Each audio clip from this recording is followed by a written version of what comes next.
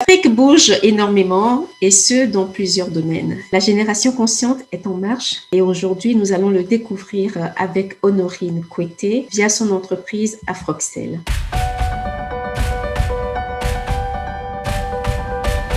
Bonjour et bienvenue sur Abondance Multiple. Aujourd'hui, j'ai le plaisir de recevoir Honorine Kouetté, fondatrice de la société Afroxel. Honorine, bonjour. Bonjour Anita, c'est un plaisir d'être sur ta chaîne. Avant d'aller dans le vif du sujet, puis-je te demander, Honorine, de te présenter en quelques mots? Oui, bien sûr Anita, avec plaisir. Donc, je m'appelle Kouetté Fomekong Honorine de mon nom intégral. Je suis camerounaise d'origine, je vis en Belgique depuis quelques années. Je suis économiste de formation, pardon, je m'excuse. Et donc, d'un point de vue académique, je suis actuellement chercheuse doctorante à l'Université de Mons en économie des migrations. Donc, je travaille précisément sur l'entrepreneuriat des personnes migrantes comme un outil performant de la diversité économique. Et donc, d'un point de vue professionnel, je suis co-administratrice de la structure Migration Responsable. Et aussi, comme tu le disais, Anita, je suis promotrice de la start-up Afroxel. Et j'aime voyager, j'aime la musique, la danse, la mode aussi. Et ce qui est important à dire sur moi aussi, c'est que je suis une militante pour la dignité africaine. Donc, je suis engagée dans plusieurs mouvements africains, des associations communautaires, que ce soit pour la lutte contre le racisme, l'antisémitisme, la xénophobie et pour la décolonisation et l'autonomisation des communautés africaines. Donc, voilà un peu, Anita, en quelques mots, ce que je peux dire pour me présenter. Dans ton parcours académique qui est toujours en cours, tu t'intéresses à l'entrepreneuriat. Et à titre personnel, tu as également un parcours d'entrepreneur. Peux-tu nous en dire quelques mots, Honorine? Oui, bien sûr, bien sûr. Merci Anita. Je dois te dire que depuis déjà très jeune, j'avais une facilité à m'orienter, à me lancer en tout cas dans des petits commerces, parce que ma mère nous stimulait beaucoup dans ce sens-là. Donc, elle nous avait acheté, tu sais, les petites caisses en bois comme des tirelires qui étaient marquées avec une main centrée au-dessus pour y glisser des sous. Et donc, elle nous encourageait à garder notre argent, à avoir des sous pour acheter nos cadeaux, des galettes et tout ça. Donc, moi, pour avoir toujours de quoi m'acheter des friandises, voilà, j'achetais des bonbons en paquet que je revendais en détail à mes camarades. Ça, c'était déjà très jeune, dans mes 5, 6, 7 ans. Et au fur et à mesure, je cultivais ce mode de vie, entre guillemets. Et quand je suis arrivée à l'université en deuxième année, j'ai obtenu un stand commercial pour la restauration. Et donc, on vendait la boisson, les grillades l'après-midi et le soir, des pâtisseries le matin. Donc, j'ai continué dans cette activité et à la fin de mon cycle de master, je me suis associée avec d'autres amis, des camarades pour ouvrir un cabinet de marketing et de communication qui est basé à Yaoundé au Cameroun. Donc, c'est ainsi que j'intégrais vraiment progressivement l'idée d'être entrepreneur, d'avoir une carrière plus tard où je peux travailler à mon propre compte, même si je dois passer par un travail en tant que salarié. C'est ça. Donc, oui. Et c'est à ce moment que ton parcours entrepreneurial a pris une dimension professionnelle en 2016 via Afroxel. Exactement, Anita, c'est vraiment tout à fait ça. Donc, voilà, en 2014, je me suis retrouvée en Belgique pour mes études et mon but, c'était d'acquérir un peu d'expérience professionnelle après ma formation avant de créer ma boîte. Et quand j'ai fini ce master complémentaire, j'ai effectué un stage de consultance au ministère public fédéral à Bruxelles. Et les projets, les campagnes sur lesquelles je travaillais ont vraiment accentué cette envie-là, comme tu le disais, mon besoin de me lancer dans une start-up. Et donc, c'est finalement, tu l'as dit, en juin 2016 que je lance Afroxel. Entre-temps, j'ai ouvert une autre boutique de confection et de distribution de vêtements à base de tissus recyclés et qui sont issus du commerce équitable. Donc, c'est une boutique qui commercialise aussi des produits cosmétiques, des accessoires de mode, qui s'appelle Dressing Vert. Ok, tu vas nous en parler un peu plus dans un deuxième temps, mais d'abord, Afroxel, qu'est-ce que c'est? Afroxel, c'est une banque d'images. C'est une banque d'images qui est dédiée au potentiel africain.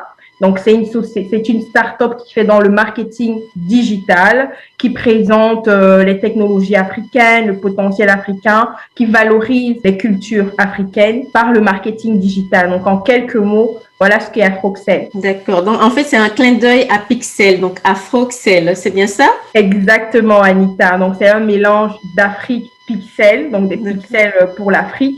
Et voilà, donc c'est des pixels afro, si tu veux. D'accord. Et quel est le profil des personnes qui peuvent participer à ce projet d'Afroxel en termes d'envoi d'images, d'alimentation d'images de cette banque d'images? Disons que l'ambition d'Afrocell, c'est d'avoir un impact communautaire significatif sur le maximum de personnes en Afrique et dans le monde entier. Donc pour ça, malgré l'accent que nous mettons sur les métiers de la photographie en premier, nous impliquons divers profils, donc des freelances, des amateurs, des personnes qui ont d'autres orientations professionnelles carrément et qui sont juste passionnés par la photo et qui veulent de temps en temps se lancer dans cette activité de façon principale ou accessoire. Donc c'est pour ça qu'au sein d'Afrocell, nous avons toute une série d'outils, des outils de renforcement des capacités professionnelles des potentiels photographes à travers des formations à leur profit, qu'elles soient longues ou courtes, certifiantes ou pas, parce que nous attirons tout profil des photographes qui soient professionnels ou amateurs ou des personnes freelance qui n'ont pas une carrière ou une vocation à être plus tard des photographes, qui alors seront orientés vers des formations courtes, etc.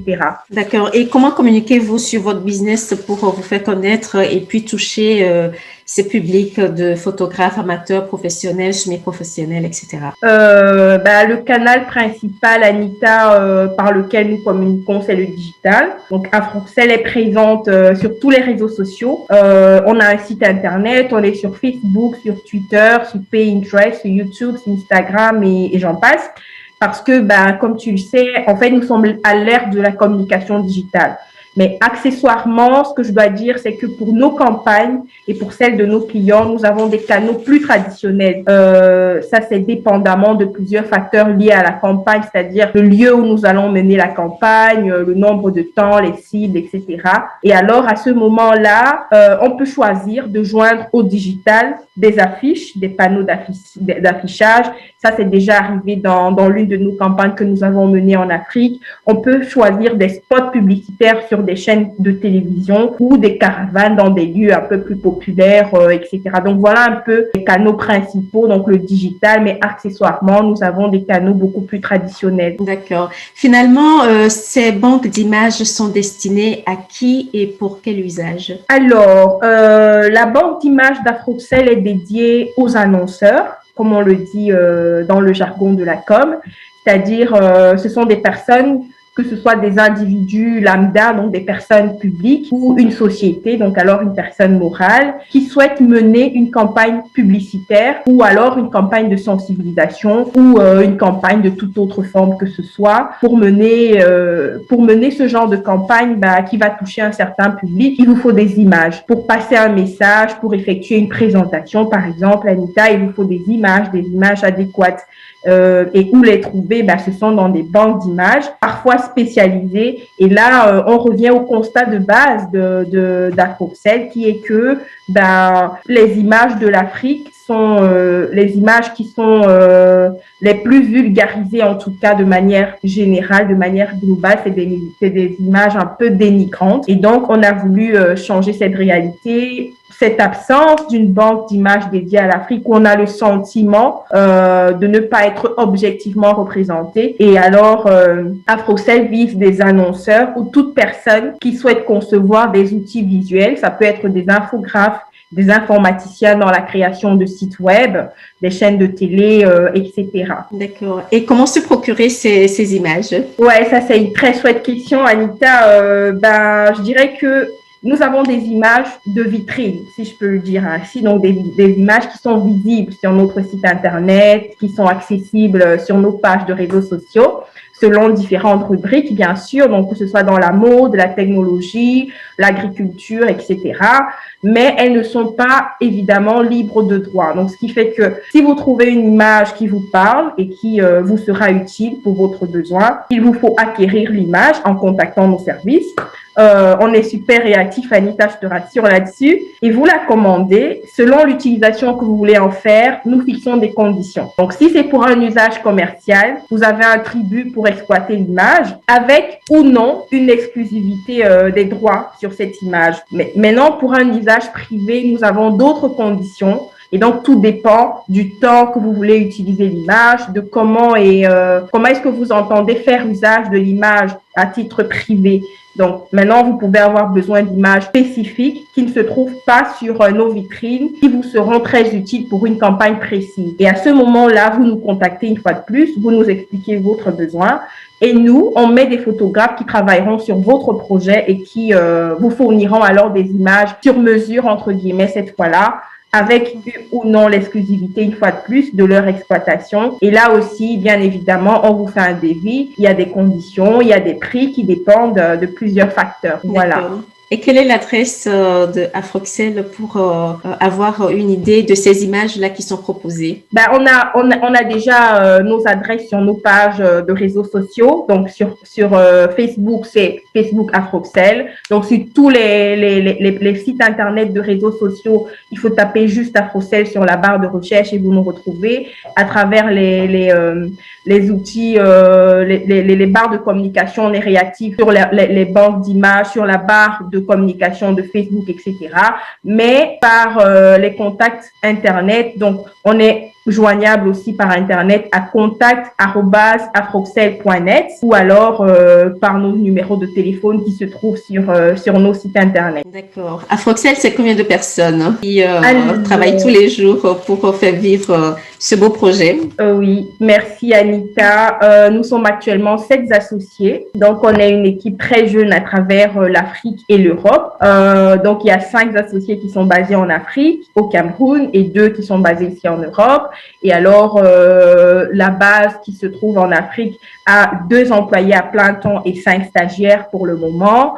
Et donc, c'est ainsi que progressivement, selon les campagnes, donc on a eu entre 2016 et maintenant des campagnes de grande envergure où on a recruté des personnes ponctuellement de façon saisonnière pour ces campagnes, mais de manière générale, voilà le chiffre que nous sommes. Nous sommes 7 associés, 2 permanents et 5 stagiaires. D'accord.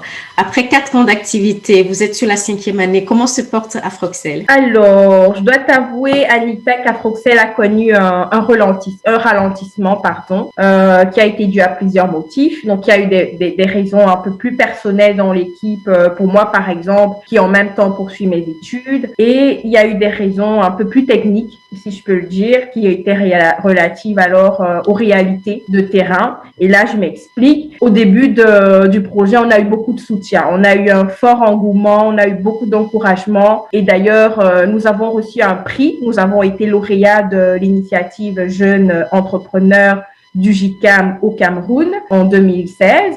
Nous avons été soutenus par l'OIF, donc l'Organisation internationale de la francophonie. Et donc, au début, nous avions à la base une approche un peu militante, disons-le comme ça, où nous tenions à marquer le fait que nous voulons relever le défi de montrer une Afrique et sa puissance. Bon, cette approche n'a pas toujours plu à ceux qui pouvaient être nos bailleurs de fonds ou nos simples soutiens. Et donc, il faut comprendre par là que quelque part, il y en a qui tirent profit de l'image misérable de l'Afrique, quoique ce ne soit pas tout à fait correct. Et donc, progressivement, on a eu des délais d'attente un peu longs pour des demandes qui pour nous étaient déjà quasiment acquises de fait. Donc, on a dû essuyer quelques frustrations, comme c'est d'ailleurs le cas pour pratiquement tous les entrepreneurs.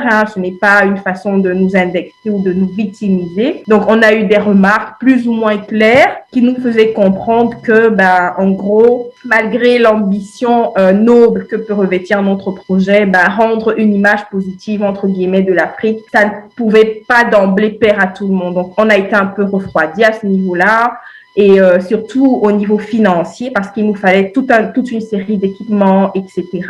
Mais cela nous a fait comprendre la réalité des choses et nous a permis de mieux orienter désormais nos stratégies. Donc aujourd'hui, je peux dire que Afroxel se porte très bien, elle a connu cet art et elle est prête à relever les défis concrets qui sont les siens. Une raison de plus dans la démarche de l'autodétermination de nos différentes communautés pour arriver à nous suffire nous-mêmes. Exactement, exactement. Et quelle est la vision à long terme de Afroxel? En quelques mots, la vision à long terme d'Afroxel, c'est de s'inscrire durablement dans l'esprit du grand public comme un média de référence pour les contenus africains crédibles, objectifs et de haute qualité. Donc, nous voulons toucher à des milieux touristiques africains, les technologies africaines pour promouvoir la dignité et la force de notre continent. Donc, voilà vraiment très brièvement quelle est notre vision à long terme. Ok. Tu as parlé tout à l'heure d'une deuxième activité qui consiste en la confection de vêtements avec des tissus recyclés. Est-ce que tu peux nous développer un peu plus cette activité? Oui, bien sûr. Donc ça, c'est une boutique que nous avons créée qui s'appelle Dressing Vert, où nous mettons à la disposition du public des vêtements, des tenues confectionnés à base de tissus recyclés ou à base de tissus qui sont produits et qui respectent toutes les caractéristiques du commerce équitable, donc qui sont respectueux de l'environnement et qui rémunèrent les premiers producteurs à la hauteur de leurs efforts, donc des produits qui sont faits à base de coton locaux, etc. Et donc, voilà, c'est entre guillemets des vêtements bio, si je peux le dire.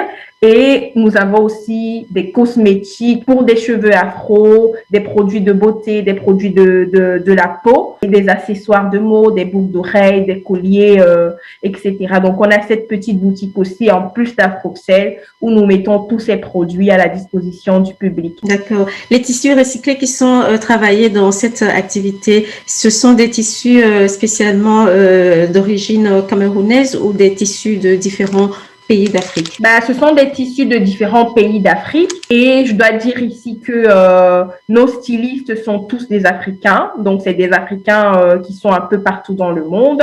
C'est des confectionneurs, des couturiers, des tailleurs qui sont des professionnels et des formateurs d'autres personnes qui sont plus ou moins précarisées. Donc, nous avons un accent sur les personnes qui sont entre guillemets exclus du milieu professionnel. Donc, les jeunes qui sont dans la rue, les personnes qui ont un handicap mental léger, qui n'ont pas directement accès à un emploi facilement. Donc, ceux-là, nous avons des couturiers et des tailleurs professionnels qui sont là pour les former dans le domaine de la couture et eux, alors, ils confectionnent nos tenues, nos vêtements, nos accessoires et ça leur donne un boulot et ça rend une économie un peu plus active et plus autodéterminée, comme tu le disais tout à l'heure, Anita. Donc, dans tes deux activités, tu as la dimension formation parce que j'ai été un peu distraite dans la première partie. Je ne sais pas si tu as déjà parlé de la formation dans le cadre de Afroxel.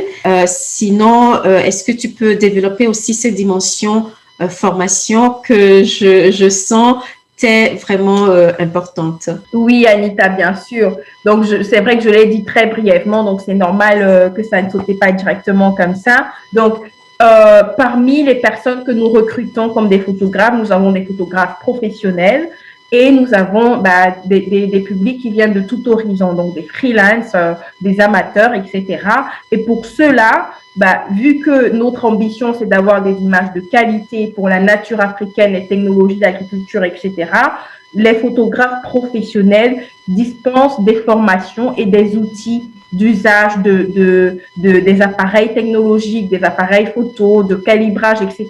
Donc, on a toute une série de contenus de formation, de modules de formation. Et donc, ce sont des formations qui sont courtes et longues, dépendamment de la carrière et du métier que la personne qui se tient devant nous a besoin. Donc, c'est des formations qui sont qualifiantes, donc qui donnent lieu à un certificat ou pas. Donc, ça dépend du profil de la personne. Donc, on a souvent des personnes qui sont juste passionnées par la mode et qui, accessoirement, veulent souvent de temps en temps, de façon périodique, faire des photos, prendre des images et en même temps continuer dans leur orientation professionnelle. Donc, c'est parfois des ingénieurs, c'est parfois, dans un domaine qui n'a rien à voir avec la photo. Et donc, pour ceux-là, on n'a pas des formations très longues. c'est des formations de quelques temps qui sont sur mesure, etc. Donc, on a tout cet aspect de formation parce que un autre constat que nous avons fait, qui nous a amené à créer Afroxel, c'était l'absence de la négligence, si je peux le dire, des métiers de la photographie.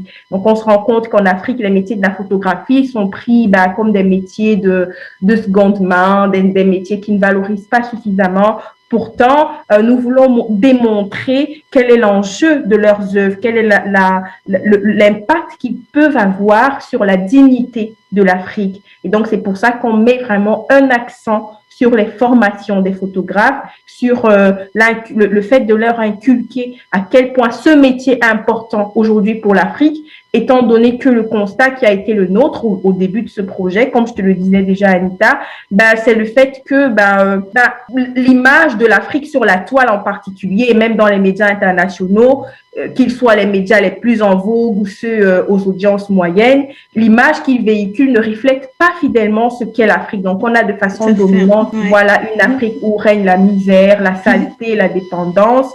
Et donc, on a réfléchi à une façon de changer cette réalité, ce qui nous a vraiment, voilà. Et donc, nous, on était déjà actifs professionnellement dans le domaine de la communication et du marketing. Et pour répondre à cette problématique, pour montrer ce qu'est réellement l'Afrique, on a pensé à concevoir cette banque d'images. Mais pour avoir une banque d'images, il nous faut des photographes africains qui sont dédiés à la tâche, qui sont conscients de l'importance de leur travail, des enjeux que ça peut avoir aujourd'hui. Quelque part, cette réalité est liée aussi au manque de la valorisation de cette profession. Donc, on a un point d'honneur et un accent particulier sur la formation des photographes et sur la valorisation de ce métier-là. D'accord. Fournir des images de qualité pour valoriser l'Afrique, telle est l'ambition de Afroxel. Honorine, un mot de conclusion dans ta langue maternelle, puisque je tiens à ce que notre valorisation, notre dignité passe par également la pratique et la transmission de nos langues maternelles. Maintenant, le merci à Chipombo, ce qui veut dire merci beaucoup. À très bientôt et bravo Anita. Merci Oroni, à bientôt. Merci.